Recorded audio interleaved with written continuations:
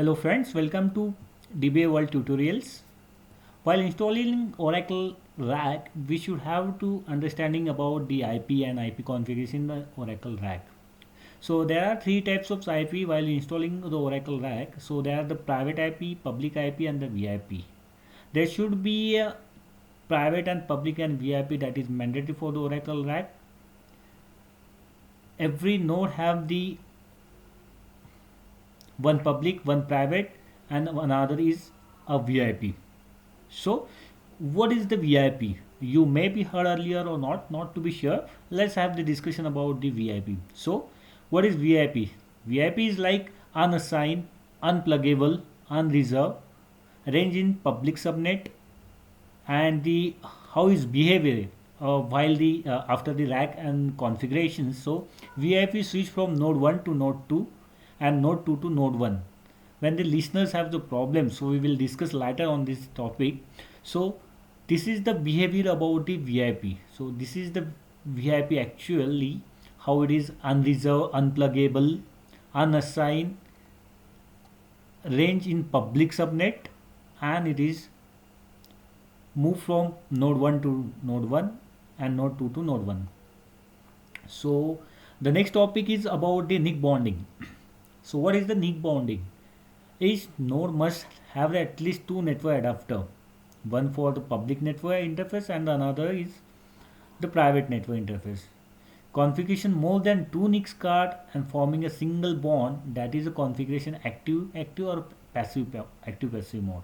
So here we are talking about the NIC bonding. So additionally, if we do have this NIC, that is we can put is an active for the rack configuration, whether is an hardware issue, whether we have the problem with the IP. So that's what we configure the NIC bonding.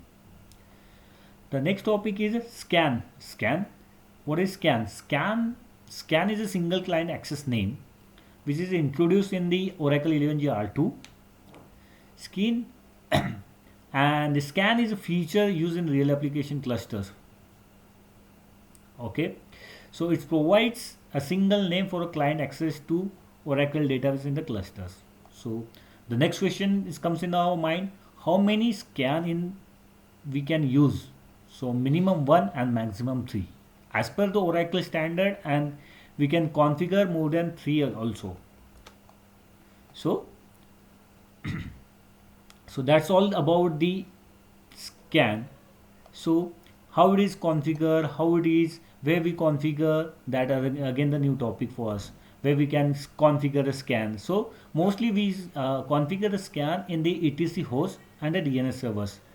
Mapping one name to a multiple IP is not possible using the etc host, hence you are using the DNS. So then happens the client server load balancing by the scan. So how we can check the how many IPs are in the configure in the scan? So just command ns lookup scan name, it will give the IP, how many IP are using currently. So what is the benefit of the scan? So scan do the client load balancing. Clients connect to the information does not need to change if you have or remove the node from the database and the clusters. So that is the main advantage of the scan. So you don't worry about the client access and other things if you have the drop database from the node 1 or node 2 or node 3, like an example. So you not worry about to give them information, so application will be running fine, you don't have to worry about it. That's the benefits. Let's think about the what are the scan properties. Scan properties, what it will give an information about this, like number of sessions currently hold in the current instance, IO currently hold the current instance, memory and CPU utilized by the current instance. Instance is nothing but as a node, how it is configured and how it is, how many sessions are there, how many CPU utilizations, IO. This gives all overall information by the scan properties. That's all about the IP and the scan configuration. We will talk about later about the OCR, OTINDs and the cache fusions and other parts.